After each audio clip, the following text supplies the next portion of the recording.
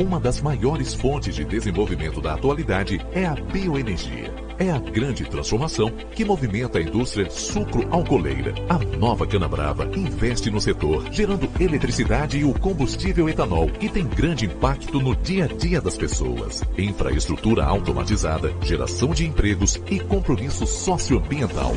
Nova Canabrava Bioenergia. Energia para crescer.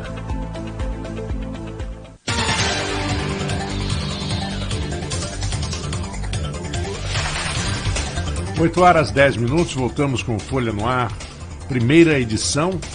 Nós temos os jornalistas, agora são três, né? Arnaldo Neto, Aloysio Abreu Barbosa e o Sérgio Cunha. Eu queria, antes de começar, Sérgio, dizer o seguinte: quando cheguei em Campos em 87, eu trabalhei com seu pai, conheci seu pai. Já tinha conhecido assim rapidamente quando Aloysio, pai de Aloysio, que era da notícia, e seu pai também. Então eu só quero desejar a você, dar os parabéns pelo pai que você tem, que foi um dos maiores textos que eu já vi. Trabalhei na TV Norte Fluminense com ele e li no sábado de manhã grandes textos de encerramento de uma ciência. E ele gostava de que eu gravasse e reclamava quando outra pessoa sem muita experiência fazia: o cara não deu o sentimento do texto. Você dá. Eu gosto muito do Zé Cunha. Dá um grande abraço para ele e para avisar quando estiver por aqui que eu quero sentar para bater um papo com ele, porque é muito divertido. Eu vou, Marcos, transmitir isso. Pessoalmente, você é um querido para ele me conta muitas histórias suas. Papai é um jornalista completo, né, Marcos? Completíssimo. Era da estirpe dos jornalistas da época de campo, como Aloysio Barbosa, isso, perfeito. Seu pai, Serguei e outros grandes jornalistas da época. Antes da minha saudação aqui, primeiro agradecer o convite, Aloysio. Agradecer a Marcos, Arnaldo, a possibilidade de estar aqui, a oportunidade de estar aqui. Para mim é uma honra. A Folha da Manhã é a casa em que eu pude crescer profissionalmente com grandes exemplos. O pai do Aloysio, o seu Aloysio, que a gente tinha um carinho imenso. Papai, que era um jornalista também, que a história se confunde com a história da Folha da Manhã. Uhum. E para a gente é muito importante a gente estar num veículo de comunicação, Aloysio, com o perfil da Folha. E isso é uma marca que o seu pai, Aloysio, imprimiu. Você, Cristiano, a dona Diva deram continuidade, que é a Marcos, que é a Arnaldo, a preocupação permanente de discutir o desenvolvimento econômico de Campos, da região. Isso é fundamental, porque sem esse tipo de agenda, sem esse tipo de pauta, você não consegue contribuir para que resultados surjam na direção, por exemplo, do que apontou o Frederico Paz, do que apontou o Tito, na questão do fortalecimento das nossas vocações, Aloysio. Das nossas vocações que são capazes de fazer com que Campos, a região, saia de expectativas de terceiros. Que a gente não tenha que discutir se o ICMS do petróleo vai ser cobrado na fonte ou não vai ser cobrado, se há risco do STF derrubar a liminar que garante a não redistribuição dos royalties, que é um equívoco, não vejo ninguém discutir. É uma crueldade, eu acho que acima de qualquer equívoco é uma crueldade. É uma demonstração daquelas do contraditório que reina no país. Exatamente. A gente não vê ninguém discutir a questão da distribuição dos royalties do minério, que afetaria Brumadinho, que afetaria Mariana, e como essas cidades que são sedes dessas operações usam esse recurso hoje para se reerguer. Então, quer dizer, a gente vê a Folha da Manhã envolvida permanentemente na discussão do fortalecimento das nossas vocações, que fariam que a gente pudesse, na realidade, ter autonomia para que a gente pudesse se desenvolver. Agradeço, Aloysio, a oportunidade. A gente está aqui muito feliz de estar nesse momento contigo aqui. Comigo, com o Arnaldo, com o Marcos, sobretudo com o ouvinte, né? Sim, é verdade. E, rapaz, seu pai, figura que eu gosto, admiro profundamente também. Se eu contar uma história. Meu pai é cheio de história, né, Aloysio? Senão algumas podem contar, outras... Não, essa acho que posso contar. Tem um palavrão no meio, mas eu acho que ele é muito engraçado.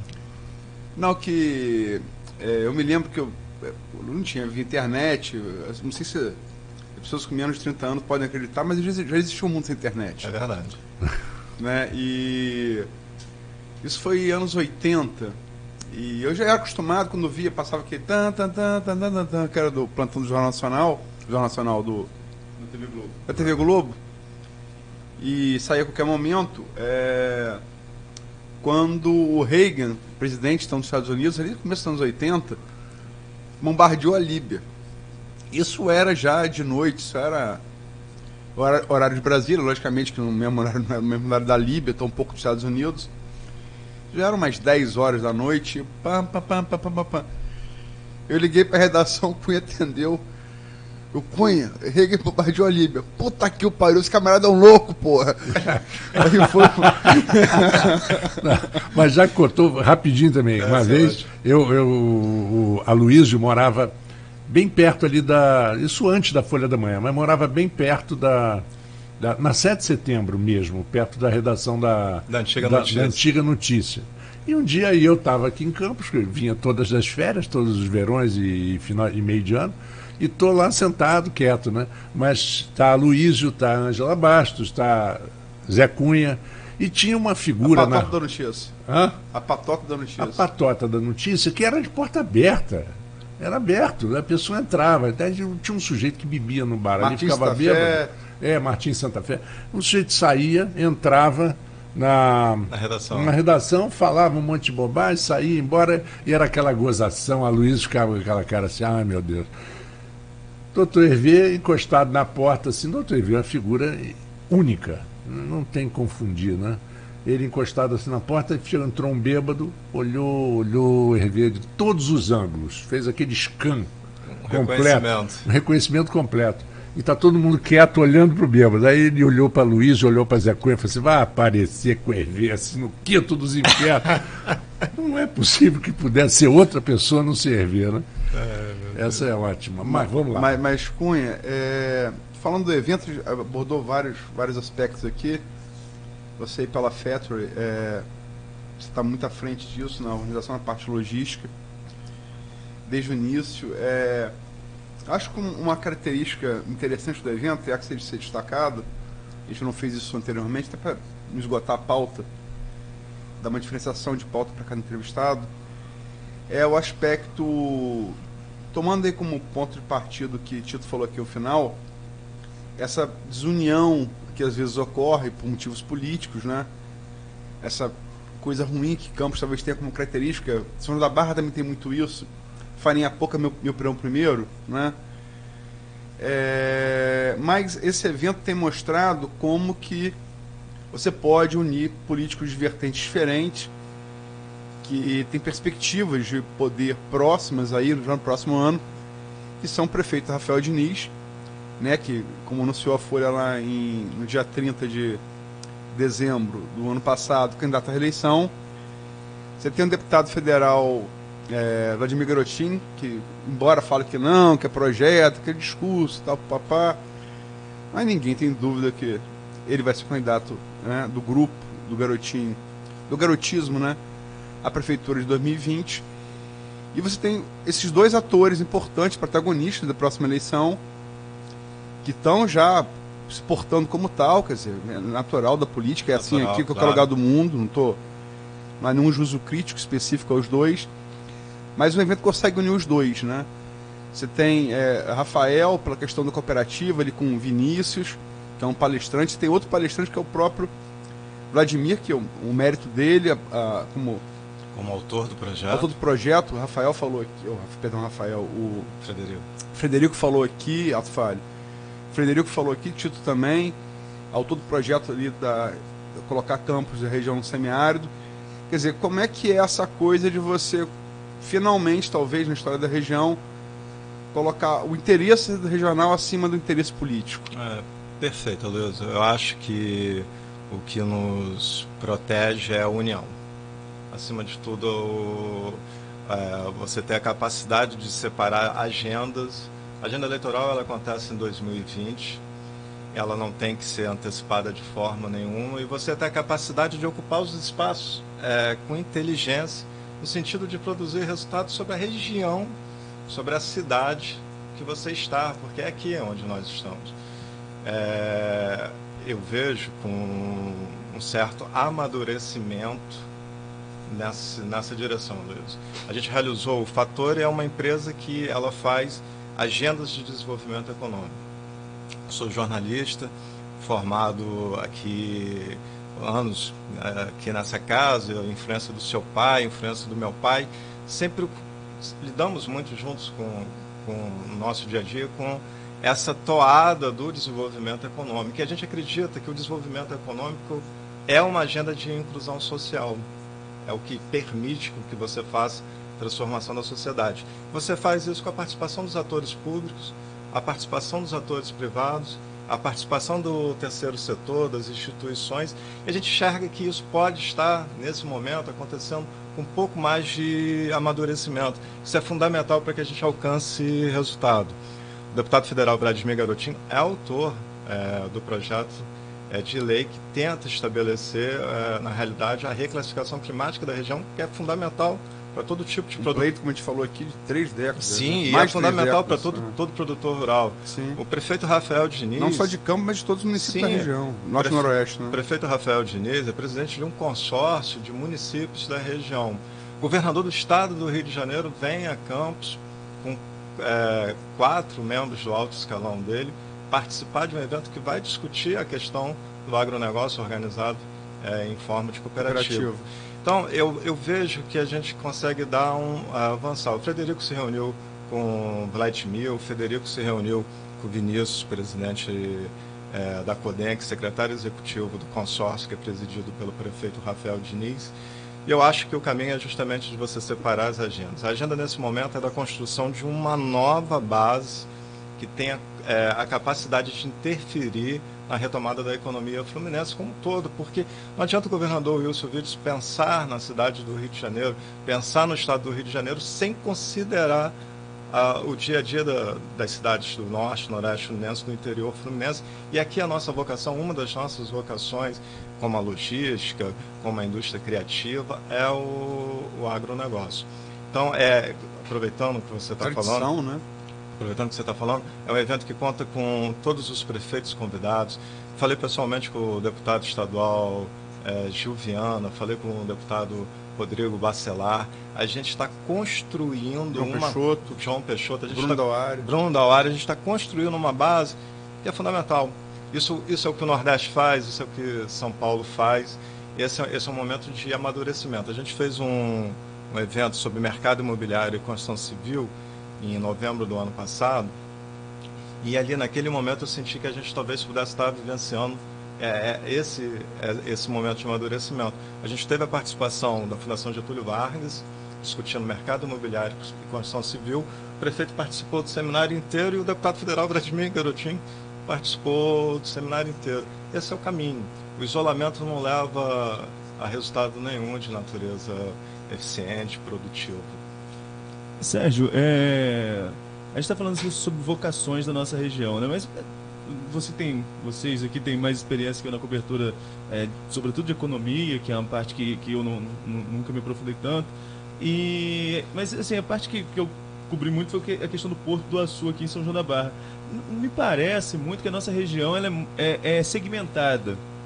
Você tem um ciclo, que a gente falou aqui mais cedo, da cana, depois é um ciclo do petróleo. Agora todos os olhos são voltados para o Porto do Açu. Será que a gente não esquece muito de uma economia que é sustentável, que é a questão da agricultura, do agronegócio, e acabou ficando um pouco abandonado certo período aqui na nossa região? Perfeito, Arnaldo. Eu acho que você está certo. A gente precisa trabalhar com os diferentes arranjos de uma forma integrada.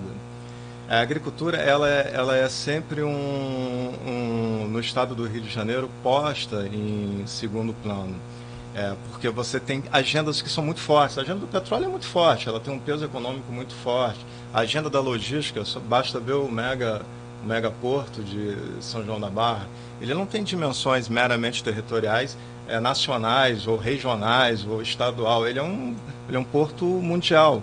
Então essas agendas elas são muito intensas e elas acabam se sobrepondo à agenda da agricultura no estado do Rio de Janeiro. É preciso inserir os atores políticos, os atores públicos, junto com os atores privados, para que esse arranjo da agricultura volte a ter relevância. O evento, o Rio AgroCop, tem essa missão, de oferecer essa vitrine. É um evento realizado de forma técnica pela Organização das Cooperativas do Brasil, na sua unidade estadual do Rio de Janeiro. O presidente Vinícius Mesquita abraçou o projeto desde o início e ele discute as diferentes atividades do agronegócio organizado cooperativa. A gente tem a questão da produção leiteira, que também sofre com o mesmo déficit hídrico, pluviométrico. A gente tem a questão da agricultura familiar. Nós temos no estado do Rio de Janeiro, Arnaldo, no caso da produção leiteira, mais de 15 mil proprietários envolvidos, mais de 100 empresas envolvidas. Então, a gente precisa desmistificar a agricultura, e o Rio Agrocop, como o Frederico falou, ele nasceu como evento específico de um setor, ele ganhou agora uma abrangência um pouco maior, tem a missão justamente de inserir nessa discussão da retomada da economia via o agronegócio todas as atividades que compõem. E a gente tem isso acontecendo no estado do Rio de Janeiro, aqui na nossa região, em várias áreas. A gente tem a agricultura familiar, a gente tem a produção leiteira, a gente tem a produção de frutas. Então é preciso que a gente unifique, é preciso que a gente tenha métrica, é preciso que a gente tenha conhecimento técnico, é preciso que a gente tenha acesso a um debate amplo sobre a defesa do agronegócio de uma forma geral, Luiz, como uma ferramenta capaz de fortalecer a economia, não só da região, mas do estado do Rio. Você falou da integração política, e você iniciou conversando com o Frederico sobre a presença do governador. É uma sinalização clara de que o governo do estado do Rio de Janeiro olha para o interior e para uma vocação do interior com um comprometimento. Isso por si só já é um resultado, como você colocou. Mas vocês vão dar plaquinha para ele, que ele vai gostar da plaquinha. Vai ter plaquinha não, né? Ah, Luiz, aí você quer que a gente antecipe aqui o evento de amanhã? Não. Se der plaquinha, ele fica feliz a beça. O evento ele está estruturado para que a gente possa ter o governador se sentindo junto às autoridades políticas públicas do município, num ambiente produtivo de resultados. Eu acho que essa que é a grande marca do que o Frederico, do que o Vinícius, a OCB, a Coagro, e a gente está tendo a sorte, a oportunidade com o Fattori de ajudar construir para o evento de amanhã. Ele é um evento que tem bases, Luiz, de um movimento. Isso é perceptível. A gente cria... Pelo menos a pretensão é essa. Sim, né? A gente cria um esforço para que essa densidade ela se torne um movimento. Então, o Tito Inojosa, sentado aqui, falou sobre o encontro que esse grupo, o Frederico, o Tito, manteve em Brasília em abril com a ministra Tereza Cristina. Você também foi, né? Fui. Foram levados pelo deputado Vladimir. Sim, com o deputado federal Vladimir. A gente teve a oportunidade de dar início justamente a um raciocínio de movimento, porque aí a gente ouviu as entidades de pesquisa da cidade. A gente envolveu... O ENF Rural. Sim, a Universidade Federal Rural, o ENF. A gente envolveu as instituições... Agora estão vendo isso com o Embrapa, né? E colocou isso para andar. Então, esse que seria o principal ganho. Eram iniciativas que já vinham acontecendo, vocês unificaram com um objetivo comum. Sim, né? sim. Aquilo que eu te falei. O Zé Carlos Mendonça não começou a pesquisar clima ontem, quer dizer... Sim, não, ele tem séries... Sim, ele é um dos maiores especialistas. Eles pegaram várias iniciativas que já existiam e unificaram em torno de... Sim. Porque isso é o que pode gerar resultado. A gente acredita que na crise... a união ela é capaz de gerar recuperação. A gente acha que as instituições, a gente acha que as autoridades políticas e públicas, os gestores, têm limitações naturais, Aloysio.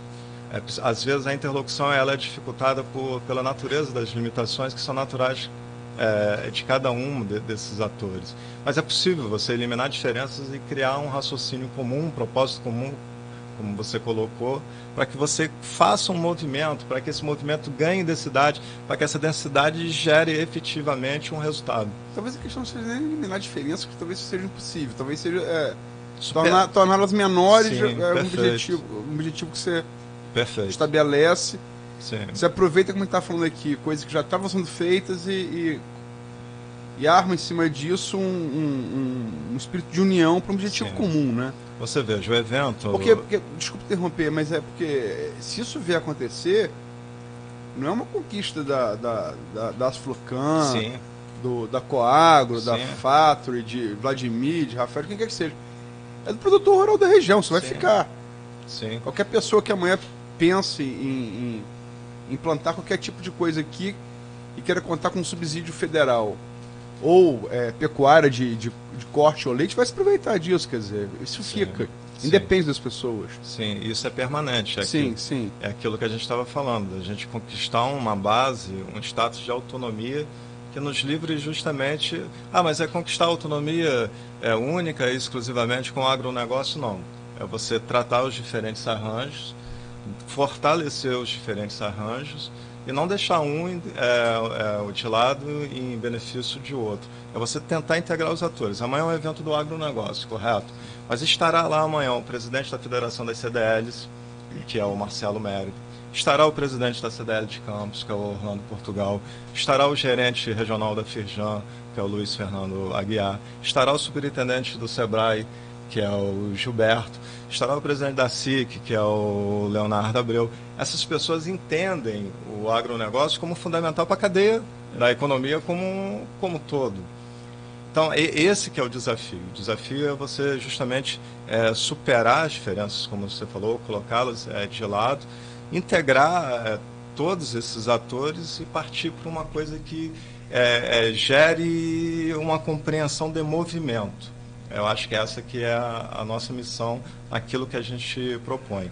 A gente está tendo a felicidade de ver os diferentes atores, Aloysio, conscientes desse papel nesse momento. Isso é muito importante, isso demonstra um grau de comprometimento com a cidade, com a região. De maturidade, né? De maturidade muito grande. Sérgio, a gente está falando da dimensão regional do evento, estadual do evento, mas vai ser apresentado também um projeto internacional, né? Consta aqui um convênio de 3 milhões de euros do Ministério da Pesquisa e Educação da Alemanha e de empresas privadas para o estudo de aproveitamento da biomassa. Mostra que a agricultura ela passa desse limite nosso regional e tem projetos fora do país, né? Sim, perfeito. A gente, às vezes, eu costumo... A gente que liderou equipes, né? Eu costumava falar assim para as pessoas com as quais eu trabalhei: se a gente olhar para o problema, a gente se torna ele. A gente não pode fazer parte do problema, a gente tem que fazer parte da solução. Tem que ter um certo distanciamento, entender os diferentes fatores, as diferentes condições que compõem aquele quadro de dificuldades e olhar para fora da caixa. As pessoas fora do Brasil olham para a agricultura no estado do Rio de Janeiro fora da caixa, como os investidores olham para o Porto do Açu fora da caixa. E o Porto do Açu é um projeto que originalmente, quando foi lançado há 20 anos, as pessoas diriam que isso é loucura, isso nunca vai acontecer e está aqui ao nosso lado. Esse é um convênio importante. A gente vai ter ele anunciado, na verdade, no dia do evento, e no dia seguinte a Universidade Federal Rural do Rio de Janeiro ela detalha esse convênio. A ideia é que você dê a biomassa da cana e as pesquisas que serão financiadas com esse recurso terão essa finalidade, que você dê a biomassa da cana um tratamento tecnológico que permita que a biomassa da cana alcance melhor valor de mercado, Arnaldo. Então, por exemplo, a Gerdau ela poderia usar aqui no Brasil a biomassa da cana no processo de fabricação siderúrgica dela. Ele geralmente mistura isso na liga, usa tanto para a questão energética como para o processo de fabricação. Então vai ser anunciado esse convênio lá, e num evento logo no dia seguinte, na Universidade Federal Rural do Rio de Janeiro, ele vai ser detalhado tecnicamente. Cunha, a gente está se aproximando, infelizmente, do final. De falar aqui muito tempo. Você vai falar de história de jornal, então a gente fica aqui 2 dias. E você é um camarada um profissional que eu sempre tenho e tive muito respeito. Agradeço. Então, você sabe disso, trabalhamos juntos. E, sobretudo, na parte de economia. Acho que você é uma referência. Você faz bem quase tudo, mas na área de economia eu acho que dos que com os quais trabalhei, eu reputo talvez você e a do Fran Lacerda como os melhores com que eu trabalhei. Obrigado. Em economia, né? Obrigado. Embora sejam dois jornalistas completos. Nas gerações diferentes também, Lacerda um pouquinho menos jovem, a gente não está mais jovem. Né? Ô, Luiz, não vamos fazer isso não, que eu comecei na Folha com 18 anos, entendeu? Então foi tipo assim, uns 3 anos atrás. Eu comecei com 17, também na mesma idade. Mas você também tem uma atuação destacada como jornalista político. Falando muito aqui de economia, mas você também foi um belo jornalista político. Só que aí, eu acho que talvez a política, você tem muito mais gente atuando na política do que na economia. Então, há menos competição na economia do que na política. Política, você vai ficar falando, talvez, 20 profissionais muito bons que eu já trabalhei. Quer dizer, o próprio Arnaldo, Alexandre Bastos, Vitor Menezes, você tem uma penca de jornalistas muito bons aí. Rodrigo Florencio. Sim, sim. O próprio Lacerda também, enfim. Mas você era um bom jornalista político, você era um cara muito bom, sobretudo em projeção. Lá fizemos aqui o comercial, falamos do evento. Mas é inevitável, e deixamos bem clara a separação e a virtude que o evento tem em fazer essa separação. Mas você é um analista político, estamos numa véspera de ano eleitoral. Como é que você está projetando? Você, Sérgio Cunha, esquece o Regrocop, 2020 disputa da Prefeitura de Campos, e também, eu sei que você é um cara que tem uma visão bastante espraiada pela região em São João da Barra. Luiz, pessoal, eu te agradecer aí as palavras. Você falou de Lacerda, se estiver me ouvindo, um abraço para ele. Eu lembro que quando a gente começou aqui na Folha, Arnaldo, meu pai falou assim, chegou para Costa já foi magro. Luiz Costa é outro grande jornalista. Chegou para Júlia Maria, que teve aqui segunda-feira, outra grande jornalista. Chegou para Luiz Costa, que já foi magro, e para o Defran Lacerda. A Folha tinha um projeto regional, e é muito bacana isso, porque a Folha sempre teve essa preocupação regional. A Folha tinha um projeto regional chamado Folha RJ. Era um jornal um caderno desenhado especificamente por... Desculpa que Saulo Peçanha, que é uma referência de jornalismo político. Sim. Que era um jornal que era desenhado, um suplemento do jornal que era desenhado para percorrer as cidades da região. E faziam esse caderno o Luiz Costa e o Lacerda. Era a equipe. Aí uma vez papai encontrou com o Luiz Costa, Lacerda. Baby Lalá. Isso, aqui no jornal. Aí papai encontrou com Costa e falou assim: Costa, toma conta do meu filho, tá? Por favor, importante que ele está começando agora. E todo santo dia que eu encontro com Costa fala assim: estou tomando conta de você, mesmo à distância. Uma figura. Aloysio, as eleições de 2020, elas não podem ser analisadas fora do contexto das eleições de 2018. E elas, na minha interpretação, de forma nacional, de forma estadual, elas são as primeiras eleições do juízo, do julgamento. Então, você teve em 2018 um fenômeno que foi bastante consistente a ponto de levar o presidente Jair Bolsonaro ao resultado que ele alcançou. Isso fez com que surgisse nesse fenômeno, nessa onda, como tradução desse fenômeno, quadros extremamente imprevisíveis na política. Então você tinha pessoas que nunca militaram politicamente, sem fazer juízo de valor nenhum. A gente tem um deputado federal, Alexandre Frota, que se há 3 anos atrás a gente fosse conversar, quem você acha que um dia pode ser deputado federal? Aí o cara vai dizer, Alexandre Frota. Não, tirando esse, quem que um dia você acha que pode ser deputado federal? Quer dizer, você fala, tá de sacanagem. Né? Não, eu estou querendo dizer que pode, uma eleição... Literalmente, no caso. Né? Que foi uma eleição que gerou situações totalmente imponderáveis, imprevisíveis, pelo fenômeno de 2018, do cansaço com a velha política, vamos chamar assim, do cansaço da sociedade com a política. E 2020, Luiz, é a primeira eleição, tenho lido algumas coisas a respeito de alguns pesquisadores, é a primeira eleição do juízo. Então as pessoas elas podem apresentar o mesmo comportamento de reação à velha política, mas um novo que foi eleito em 2018 pode ser a velha política em 2020. Eu acho que é cedo, eu acho que é cedo para a gente considerar o cenário, porque a dinâmica, a política brasileira, ela alcançou um grau de dinâmica que é comparável a alguns países da Europa, comparado ao próprio Estados Unidos, a questão da velocidade com que os cenários são desenhados e redesenhados. Então, fazer qualquer previsão para 2020 é muito prematuro. Mas é fato. Os atores políticos, na minha interpretação, pelo menos que eu entendo de forma linear, os atores políticos de 2018 vão ser avaliados em 2020. Esses atores políticos, eles têm áreas de influência. Então, eu tenho deputados estaduais, eu tenho prefeitos, eu tenho vereadores que estão, de alguma forma, relacionados direto ou indiretamente a esses atores, e eles vão carregar o preço desse julgamento. Podem se beneficiar ou podem não se beneficiar desse tipo de julgamento. Na segunda-feira, a Júlia esteve aqui, como a Luísa falou, e ela falou que, na opinião dela, 2020, a eleição municipal, nunca vai estar tão... o cenário nacional e o estadual nunca vai estar tão presente numa eleição municipal como agora. O posicionamento do candidato a prefeito com relação ao governador e o presidente vai ter muito mais importância que qualquer eleição que foi no passado. Você concorda com isso? Eu acho que essa é a primeira eleição que explica o que aconteceu em 2018. A eleição de 2020 vai ser a primeira eleição da logística reversa de 2018.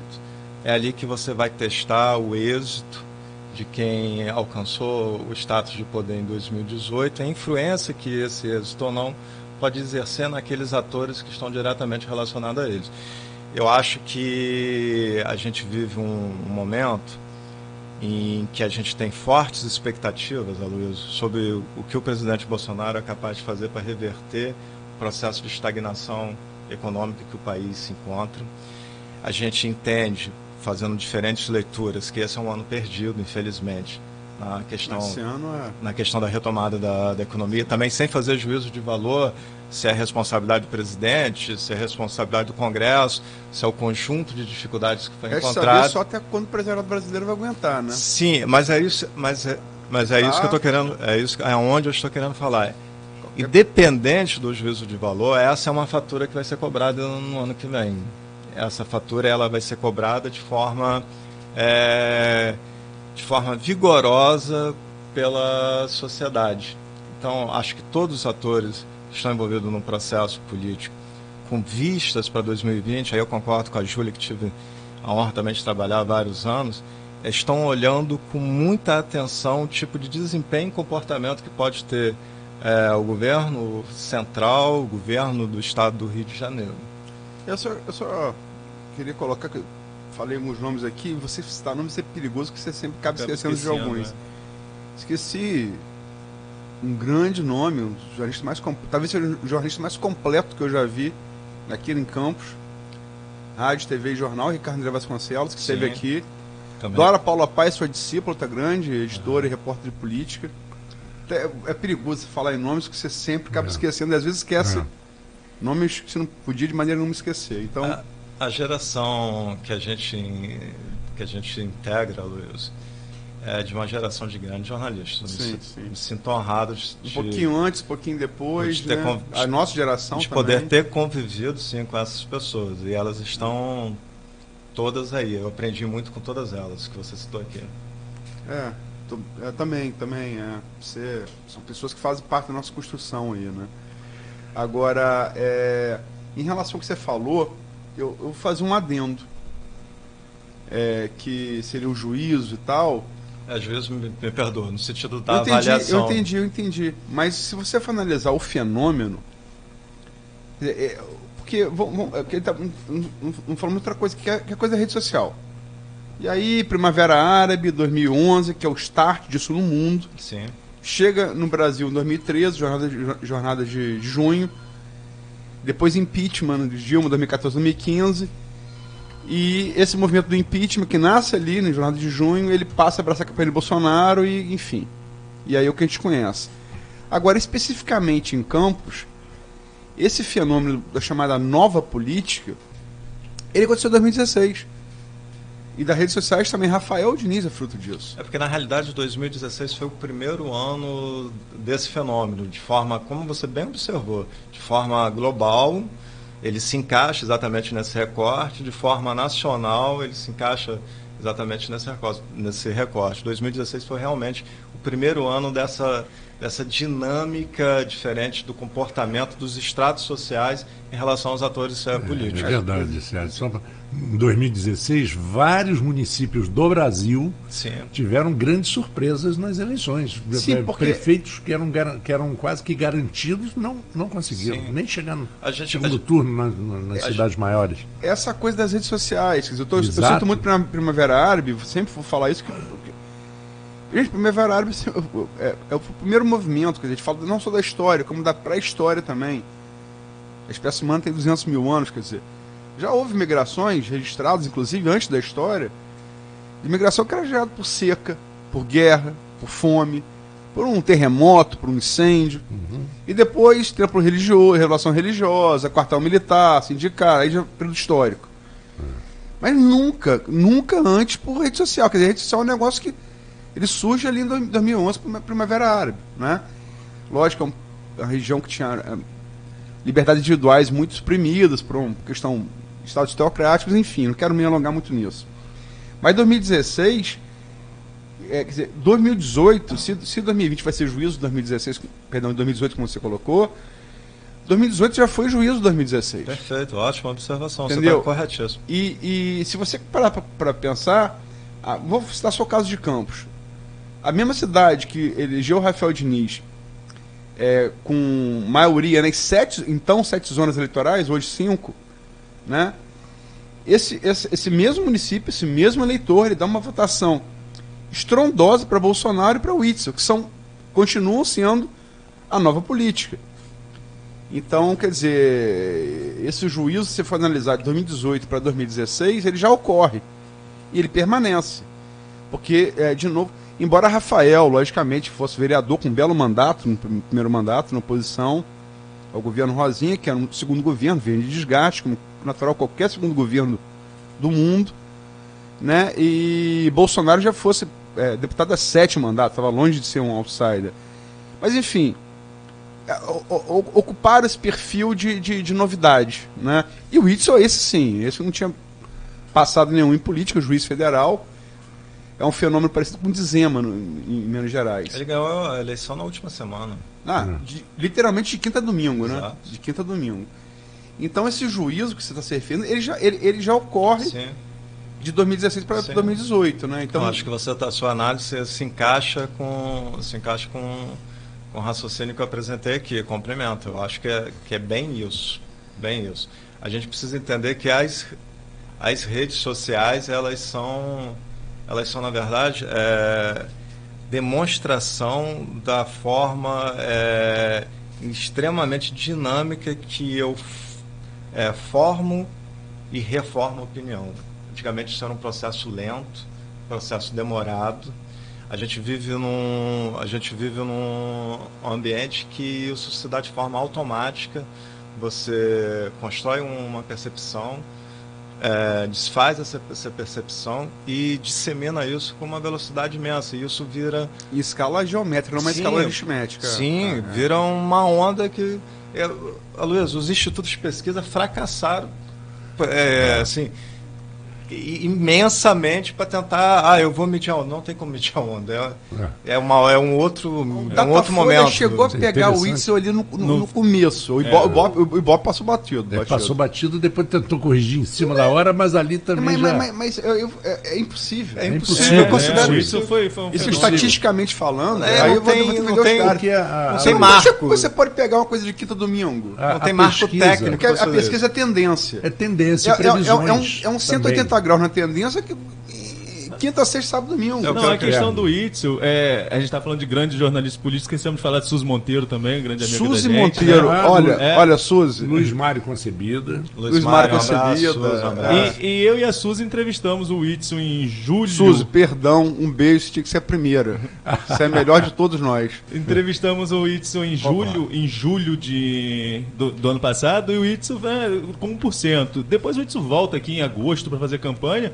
A assessoria do governador liga para a redação que estava esperando o jornal chegar para caminhar. O Itzo parado na rodoviária esperando o jornal chegar para caminhar. É uma coisa impossível de se pensar que esse avanço, com 3, 4 pessoas do lado dele. No final, eu fui cobrir uma manifestação pró-Bolsonaro, todo mundo com 20, e aí a gente viu que aquela onda realmente... Vladimir falou aqui sobre isso. Ia longe, né? Só queria fazer a última pergunta. Eu sei que... Porque a gente falou sobre o evento, e lógico, é muito importante, mas... Quem é jornalista é inevitável, né? Esse papo aqui Eu quero dizer só o seguinte, Aloysio, jornalista na posição de entrevistado sofre, entendeu?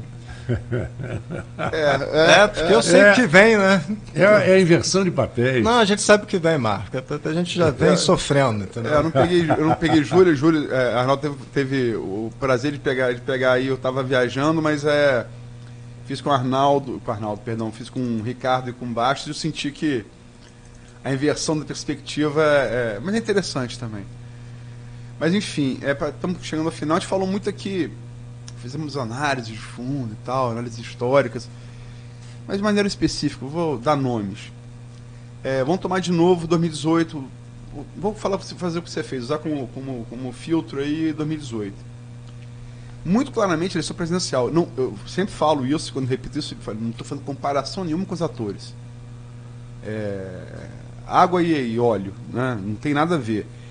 Mas os contextos são muito semelhantes, me parecem muito semelhantes. Você tinha em 2018, claramente você tinha o PT querer Bolsonaro, o Bolsonaro querer o PT. Isso é claro.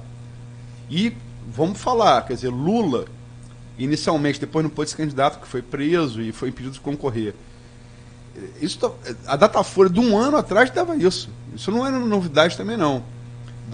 Datafolha de um ano antes da eleição dava Lula em primeiro e Bolsonaro em segundo, e os outros bem abaixo. E acabou isso acontecendo, trabalharam nesse diapasão, nessa polarização, isso aconteceu, se enfrentaram como quiseram, Bolsonaro venceu, né? Me parece, e aí te peço para analisar mais especificamente, eu sei que você está evitando, tal, entendo o seu contexto, mas é que o rafaelismo, que é o garotismo que é o rafaelismo. E tudo indica que deve ser uma eleição de 2 turnos em Campos. Você entende que essa analogia cabe? Aloysio, e o resultado pode ser parecido? Eu entendo posso fazer uma analogia com o futebol, se me permite. Eu entendo que também desperta tanto paixão como a política. Eu entendo que os 2 times que lideram o campeonato torcem para que eles 2 continuem liderando o campeonato. Eu entendo que, naturalmente, o Rafael entenda, por oposição, o Vladimir como candidato que potencializa as próprias características dele, e o Vladimir, e vice-versa, em relação a Rafael.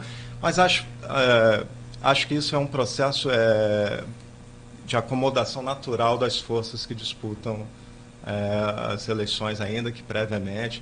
Insista, a agenda é só em 2020, sim. A dinâmica altera os quadros com uma velocidade incrível, mas entendo que naturalmente o Flamengo torce para que eles tenham ao lado dele o Fluminense, porque são os times que realçam as suas diferenças num fla-flu, literalmente. Então, entendo que o Vladimir, o Rafael, ocupa esse protagonismo. Um exerce o governo municipal. O Vladimir é um deputado federal que demonstra uma agenda consistente nesse primeiro mandato dele. Ele traz a memória do governo, da mãe dele, da governadora Rosinha, da prefeita Rosinha, que deixou um lastro imenso de realizações na cidade de Campos. Você foi secretário dela, né? Fui secretário com muita honra da Rosinha, pude trabalhar de domingo a domingo, vendo o tanto de esforço que foi possível produzir, resultado com casas, bairros legais, vilas olímpicas, CEPOP, creches. CEPOP. Eu não vou... Se eu for... Eu me lembro de você muito entusiasmado com o CEPOP, eu não vou entrar nisso porque estamos falando do programa. Eu não vou discutir, mas eu acho que a grande... não dá para discutir, né? A grande densidade do Rafael e do Vladimir são naturais, Luiz, entendeu? Eu acho que isso faz parte. Mas esse é o resultado de 2020? A gente não sabe, Não, é a gente impossível. não sabe dizer se esse é o resultado de 2020. Eu só falo da polarização em semelhança com o que ocorreu em 2018 para presidente. Sim. A gente vê que há forças que se movimentam também, a gente pode Sim, considerar. você citou aí, Juviana, Sim. Rodrigo Bacelar, Sim. Rodrigo que está apoiando o Caio, que tem um pai, que tem um lastro muito Você importante, vê que que é Arnaldo Viana, você né? vê que há uma expectativa muito grande das pessoas com a novidade, então você tem nomes que são sempre ventilados, você tem O próprio Joilson é falado. o empreendedor, o empresário que é o Joilson Barcelos. Então eu sinto que a sociedade de Campos pode fazer em 2020 esse raciocínio do juízo que eu te falei, e sinto que a dinâmica da construção das percepções vão redesenhar esse cenário muitas vezes, Luiz, até 2020. Entendeu? Entendo dessa forma, compreendo desse jeito. É literal, muita água ainda vai passar debaixo dessa ponte. Justamente. Para falar em ponte, vou aproveitar o gancho aqui, que já estamos estourando o horário. O Tito falou sobre uma ponte no Canal das Flechas que estava quebrada. Eu recebi informação aqui que a Prefeitura vai iniciar hoje a recuperação. As equipes já estão se deslocando para o local para fazer o reparo lá necessário. É uma ótima notícia. É muito importante a discussão das vias de distribuição da produção do agronegócio, porque não adianta você produzir e não colocar isso à disposição do mercado consumidor. Exatamente. Bom, nossa, o papo estava tão bom, essa entrevista na tri-entrevista, entrevista de hoje, boa. Foi excelente. Então, 8h56, eu agradeço muito, Sérgio, e mais uma vez eu reitero o meu respeito e admiração pelo seu pai. Sim. Transmita, por favor. Sim, claro, farei isso. E a todos esses jornalistas que nós citamos aqui, porque eu trabalhei com muitos deles, né? E desculpa, Suzy, você é melhor de todas. Desculpa, sei que você vai me matar quando você me encontrar. Você é melhor, você que está em primeiro. Desculpa, Suzy. Tem um dito que diz assim, você esquece sempre de quem você mais gosta, de quem você mais admira. Não esqueci, Arnaldo me lembrou. Ainda bem que Arnaldo me lembrou, porque senão vai me dar uma sobrevida maior depois que eu sair daqui. Bom, nós vamos encerrar, mas nós estouramos tanto que eu vou, Arnaldo, vou direto direto da redação, para que a gente possa encerrar então Folha no Ar. Amanhã estamos de volta a partir das 7 horas da manhã, nesta quinta-feira, e amanhã é o dia do evento. Obrigado. Sucesso. Obrigado, Marco. Obrigado, Luiz. Obrigado, Arnaldo. Então, vamos entrevistar de amanhã, já tem? Temos. Isso, só vou abrir aqui porque eu não vou levar de cabeça, mas está adiantado há algum tempo já. Uhum. Vamos abrir aqui para ver. Abriu o arquivo errado. Quanto a Luiz, o programa ao ar é uma complicação, né? Tudo isso. O programa ao vivo acontece de tudo. Quanto ao Luiz, programa ao vivo, desculpa. Enquanto a Luiz checa o arquivo ali, eu só queria agradecer. Amanhã, desculpa, o procurador-geral do município, José Paz Neto.